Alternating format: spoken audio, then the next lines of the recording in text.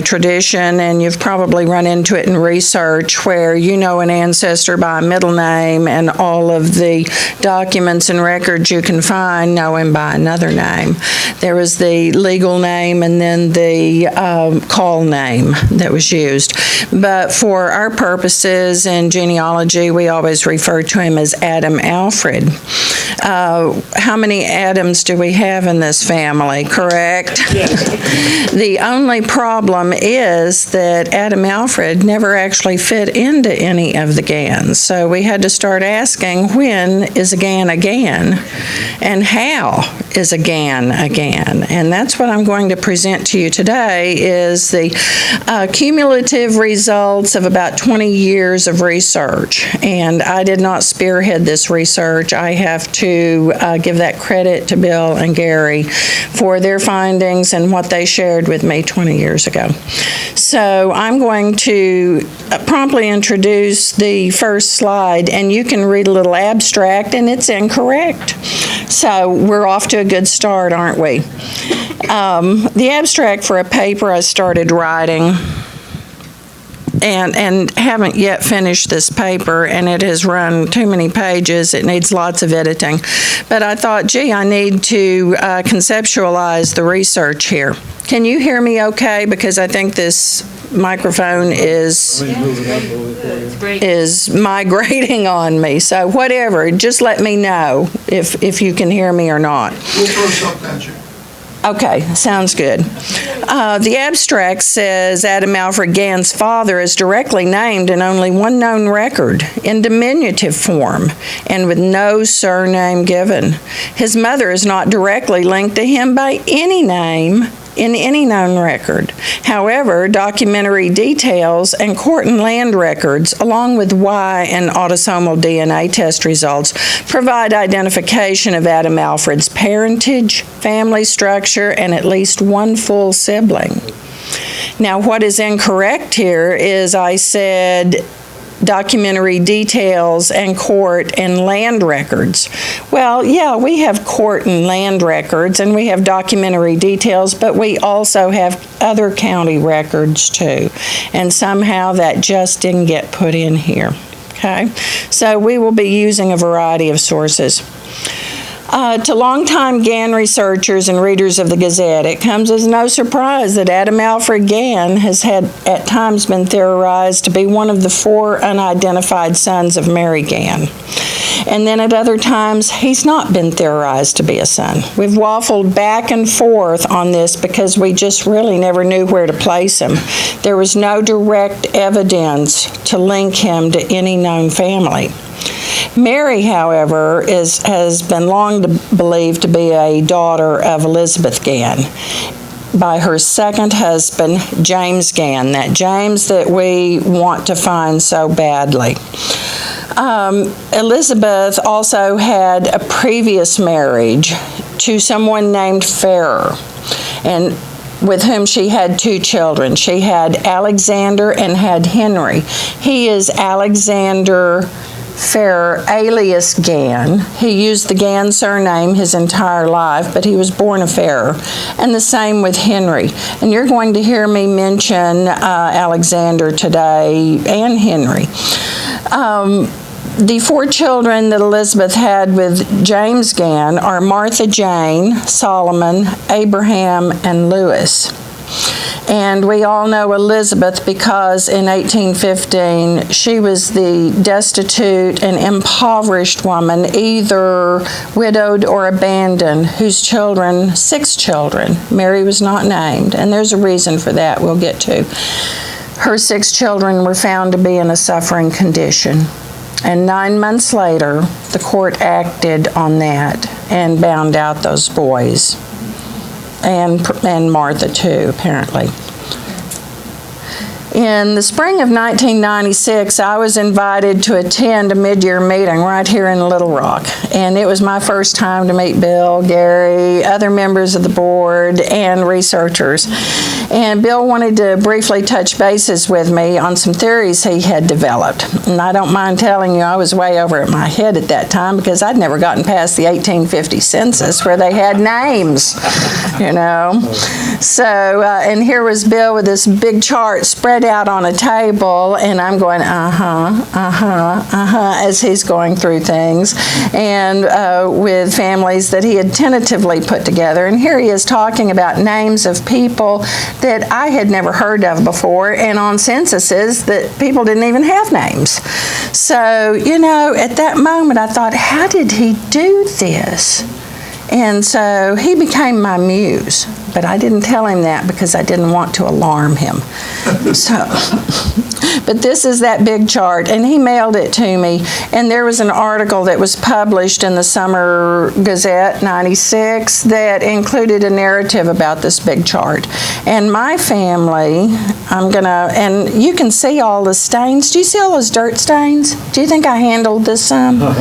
Yeah, I did. And I'm going to highlight a couple of things here because when Bill mailed this to me, he included some notes that he penciled in about Farrer, Mary Gann, because it was not known with her birth whether she might have been a Farrer or been a Gann, but it appears that she probably was a Gann. And Bill and Gary and others, there were others who contributed to this. You can see Doretta's name up here. Rick Gann contributed to it. Eugene Gann, and I believe probably one or two others may have contributed, given some input into this.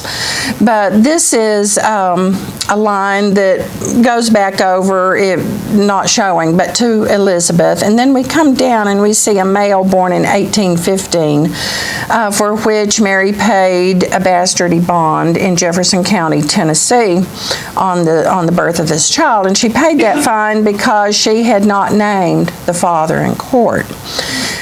By Adam Alfred's birth date on his tombstone, 1819, it was presumed that he might also be a son of Mary. And I made some penciled notes here. I wrote bastardy bond to keep that in my attention because in 1996, I had no idea what that was. I had never heard of that. I'd seen it in books I had read, but I didn't know anything about it. And then I wrote down here, did Adam Alfred Gann name two of his children after uncles? Because we have, it looks like he named one after himself with Alfred Alexander, but Alexander would have been an uncle. Henry Farrow Gann would have been an uncle. Today, I'm going to show you that he also named one of his children after a full brother, George, who was born in 1815, is in the Gann registry, but had never been linked to Adam Alfred before. And they are full brothers. And now I gave myself goosebumps because we'll get to the Y-DNA on that later. But I want to show you some of the paper trail on this that we have. That same year, in 1996, that the big chart was created, I also had made a discovery. With renewed interest in family stories that I'd heard while growing up, that my paternal great-grandfather Frank Gann was part Cherokee. Now, he's a grandson of he's a son of Adam Alfred Gann. I went to the regional branch of the National Archives in Fort Worth, and Fort Worth is actually my hometown, so I had a chance to visit with my dad again and ask him to retell some of those stories that he had heard. And what he always said was that he had heard that an old grandfather or grandmother, and he couldn't remember which, had died on the Trail of Tears. So of course that meant that I was a Cherokee princess. You see the resemblance, of course. I do. Thank you. Or maybe not. Since the U.S. government in 1908 said prove it, and Frank couldn't. He wasn't able to do that. But what those files did contain was a handwritten letter, an original letter from William Vineyard Gann, who lived in Sebastian County, Arkansas, and was the oldest child of Adam Alfred Gann, to my great-grandfather, Frank Gann, who was the youngest child. And this letter, can you read it on screen? I'll see if I can read it with you. August the 27th, 1908. Dear brother, we are well at present. Hope you are all well and doing well. Well, Frank, you want to know our grandpa's given name. I can't give it. Grandpa left the old country. Isn't that great for Tennessee? The old country. Left the old country before I was born. Now, William Vineyard was born in 1843 in Sevier County, Tennessee. He went west when the Indians left that country. I have heard Pap and Mother talk about our grandpa names. They call their names one, John, and Joe. This is an ampersand here. This is not a V. There is not a John V. Gann. William Vineyard must have been thinking when he wrote John. He uses an ampersand. The word and is in his mind. He makes this line break to the next line and then wrote out and. It's just an error of writing. So he can't give his names, but they call their names one John and Joe. But I don't know which is Pap's paw name. I don't know whether Grandpa ever registered or not. All I know is I heard Pap saying Grandpa emigrated with the Indians when they left that country. I don't know nothing now that would help you. Write soon, from W.V. Gann to M.F. Gann. That gave me a lot to go on. 4 conditions need to be met from this letter. It has to be someone from the old country, East Tennessee. It has to be someone named John or Joe, right? No last name given. Presumably Gann, wouldn't you think? Someone who might or might not have registered as an Indian but had repute of being Cherokee, and someone who was never heard from again after 1838, 1839. Excuse me, I've seen Joe down for Junior a lot, for several times. You've seen what? J.O. for Junior, designating a person. I've never seen J.O. for Junior. Yeah, he has too. I've seen it.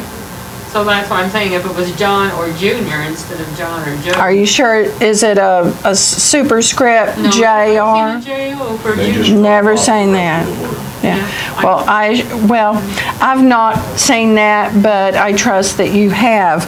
I will say though that we're going to find out. It could be a Junior, yeah. No, because it's John or Joe. He specifically says either this one or this one. But what we did for many years, there are Johns in the Gann family, correct? Okay. Okay. How many Josephs are there? Or Joels? Or, you see what I mean? You know. So we focused, so many of us focused that we figured, it's got to be a John, right? So I'm telling you something now that I wasn't going to introduce until later. Who is it? We've got a Joe in the family. Okay. We've got a Joe in the family. Okay. So let's go, and there's always been controversy about Adam Alfred's birth, and I kind of want to deal with this now because we can position him into his family. The earliest known record that we have on Adam Alfred is his marriage record in Jefferson County, Tennessee in 1837. And if you go online to Ancestry.com, you will see exactly this record here with the return, with when it was issued and when it was returned. And we see that Joseph Gaunt was the JP, the Justice of the Peace, who married them. But there's another more important record about this marriage, and it's not digitized and online. It's the kind of thing that back in 1996, and I'm sure most of you remember when we used to have to write letters to county clerks, send a self-addressed stamped envelope, and wait weeks for a reply, either yay or nay. And so the trip to the mailbox was always the big highlight of the day. Has anything come today? Has anything come today? This is the marriage bond that I received back from the county clerk. And the marriage bond is important because it tells us who his bondsman is. And a marriage bond is almost always genealogically valuable because these conditions exist, that the bondsman is usually a member of the immediate family or an in-law. Secondly, a groom almost always lived close to his bondsman. And a young groom, such as Adam Alfred was, usually lived with his parents or very close to them. He was 18 years old, and so was Jane Susanna LaFollette, his wife. We see Allen Harris here as the bondsman. Allen Harris was married to Martha Jane Gann in 1833. And here is a record of their marriage. So I was able to get one step closer. I can see that Martha Jane, who would be Adam Alfred's aunt or aunt, is tied in here. So there's a good chance that Adam Alfred belongs to this group of Ganns, correct? Right. Would you say? Looking at a transcribed copy of the 1836 Jefferson County tax list. Now the digital images are online, but by using a transcribed copy, I could get it all on one slide without having to flip through successive slides of findings here. So he and Jane Susanna LaFollette, and she's an Ignatius Nathan granddaughter, because her mother was, no, she is a daughter. Excuse me. Okay, I'm tracking down to Adam Alfred's mother. Okay. Looking at this transcribed copy that is of a tax list 1 year before he married, we see in District 1 and District 3, both the bondsman Allen Harris and the JP Joseph Gott, who married Adam Alfred and Jane Susanna in 1837. In District 3, we find Layman Jones, who had married Allen Harris and Martha Jane Gann 4 years earlier in 1833. People generally married close to home, where they lived. So we might assume that Adam Alfred Gann's family likely lived in or very near Civil District 1 or Civil District 3. Disappointingly, none of the Ganns appear on the 1836 tax list. And there could be various reasons for that, but we just don't know. It would be all speculation. But chances are they're in the same area because of these marriages that had taken place in this area. Here is a map of the civil districts, and you see Civil District 1 here, you see Civil District 3 here, and you see right here is the boundary line between the two. This is the river, the French Broad River here, and here, of course, is the Sevier County line. And this looks like a really large area, and of course, counties are significantly large areas, but we're going to be narrowing this down further here, because we've gone from the county level, and here's Dandridge, the county seat. We've gone from the county level now to a specific tax district level down here. This looks like a really large area, but from the point of the red marker here to the end up here, that's only about 5 miles by the scale of the map here. So it's not a large distance at all. Jane Susanna was from Sevier County, and her father, George LaFollette, had bought land there in 1824, 1825, And, but one condition had to be present for the marriage to take place. They had to be within courting distance of each other. They had to get to know each other.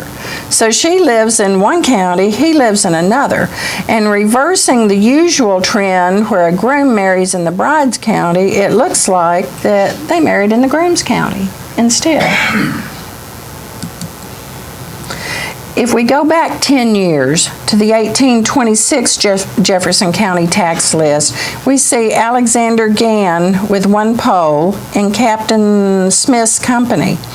One pole is his head tax, per capita tax. He owns no land, but this is a county tax that had to be collected. This is a transcription from the WPA that I used here. If we go to the 1827 and 1828 tax list, we see Henry and Alexander Gann. Now their names got mistranscribed, misread, and we run into that pretty often, don't we? Sometimes we're Guns and sometimes we're various other people.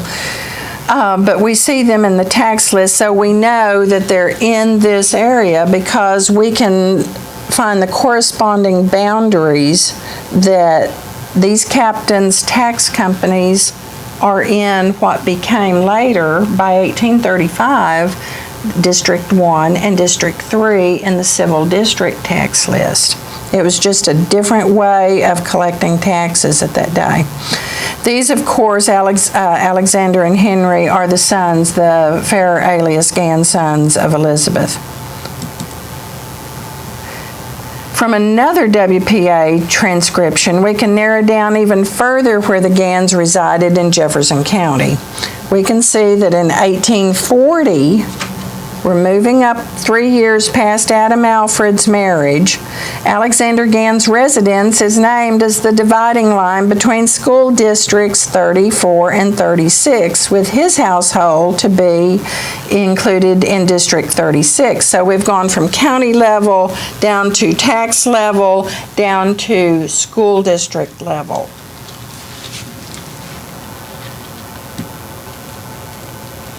What this description tells us is that he lives south of the French Broad River, very near the Sevier County line. Also importantly, Joseph Kittrell is named. And that is important because Joseph Kittrell is an immediate neighbor to Elizabeth Gann, Alexander's mother, in the 1830 census. And Alexander is the same person that we're going to see again.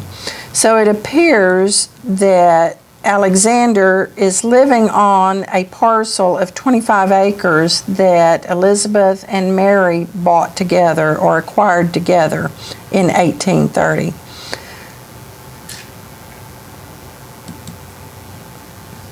In the 1840 census supports that conclusion that they are living on Elizabeth and Mary's land. We don't have a clear understanding yet of who the William Gann is, who's enumerated here.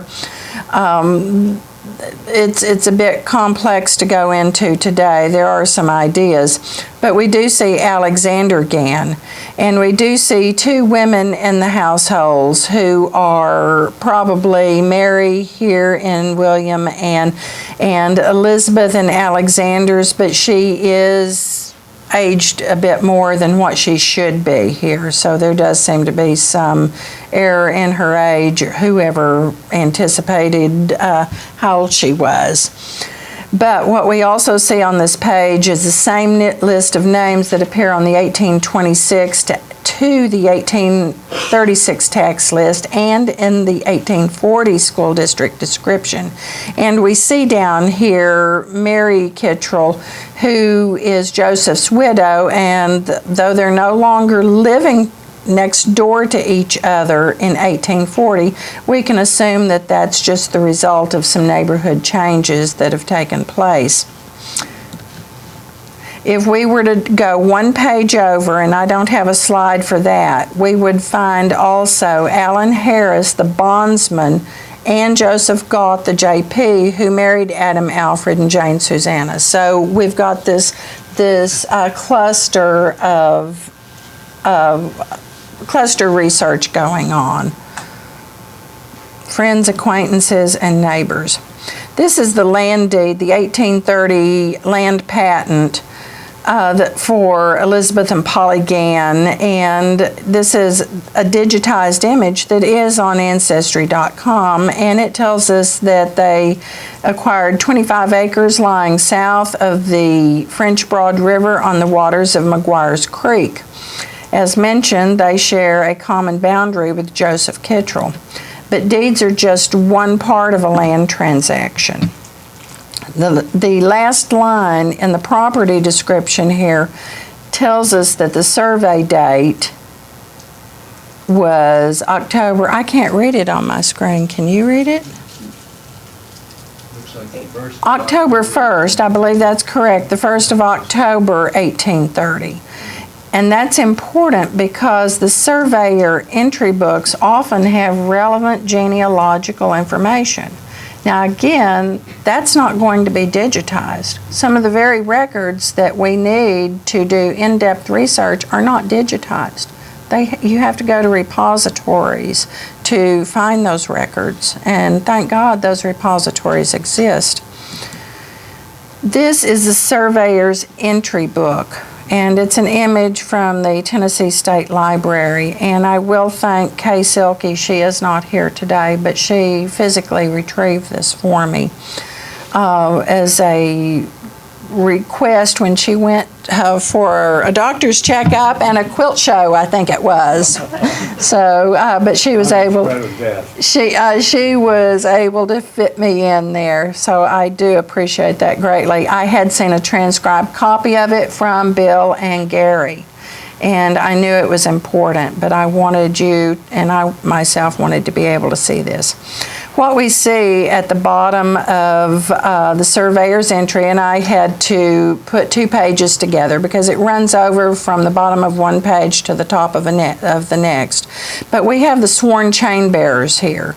And the sworn chain bearers are Joseph Birchfield and Alexander Gann. Now we know who Alexander Gann is, but we're going to find out who Joseph Birchfield is. But I didn't know. But here is something I did know. It was common practice for a member of the family to serve as a chain bearer for the survey. The meets and bounds system, land survey system, was so imprecise, going from tree to tree, to rock, to stump, to whatever, the physical changes occurred over time. And people were interested in keeping their land, and some of these cases turned up in court when boundaries could be disputed. So there was an actual oath that chain bearers had to take, that they would survey correctly, and I'm going to need a cough drop. Excuse me.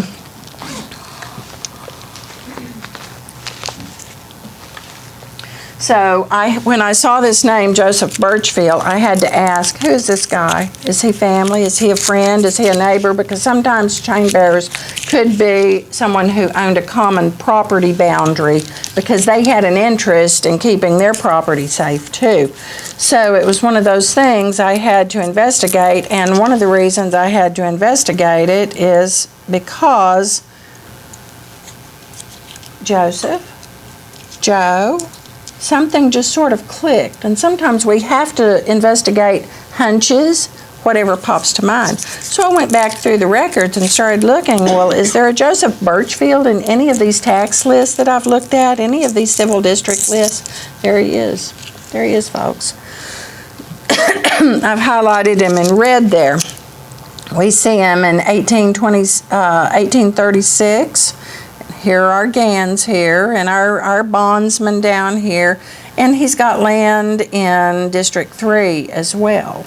So what does that tell us? He owned a significant amount of land, didn't he? And I cannot read. I see 220 acres on one, and 2 slaves. He owned 2 slaves. And I can't see the amount on the other one. If we go to remember the map I showed you, and I said there are also written property descriptions, boundary descriptions.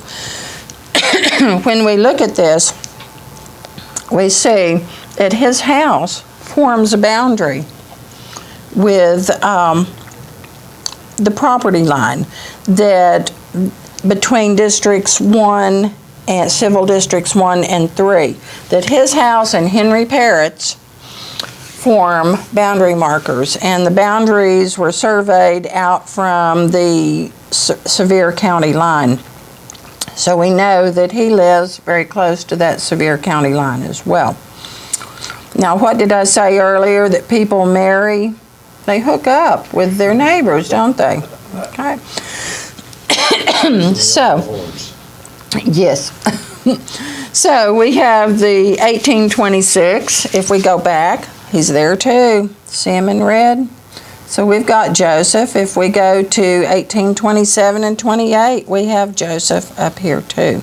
You see, he actually appears on tax lists going back to 1822, but I'm not showing all of those. So I've already given you kind of the big reveal on this, but 4 conditions that needed to be met, someone named Joe, and I needed to investigate that. So we know that Joseph, all of his records are in the name Joseph. What did his friends call him and his family? Joe. Yeah. But we have J-O Joe and not J-O-E Joe. Doesn't matter. We know he's the same person. Now, I had to ask also, can we determine, let me go back one. We had to ask, can we determine that Joseph was in the vicinity when Mary conceived her firstborn, and she conceived in 1814. The child was born in 1815, and she paid a bastardy fine on this child because she did not name the father. Can we prove that he was in that vicinity at that time? Yes, we can. Because he belonged to the Providence Baptist Church, and there are church minutes. On April 18, 1812, Joseph Birchfield joins that church by experience. He was saved. He had a conversion experience. A little less than 2 years later, he got excluded from the fellowship because he went to a horse race instead of to church.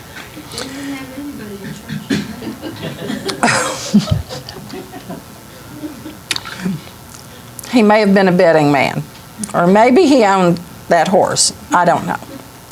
He didn't rejoin. His wife, he was married. He was a married man. Is that a surprise? He was a married man. His wife stayed in the church for a while. She couldn't work things out with some of the parrots, so she quit. She quit the church too. But we also know where this church is. That church sat exactly on the Sevier and the Jefferson County lines.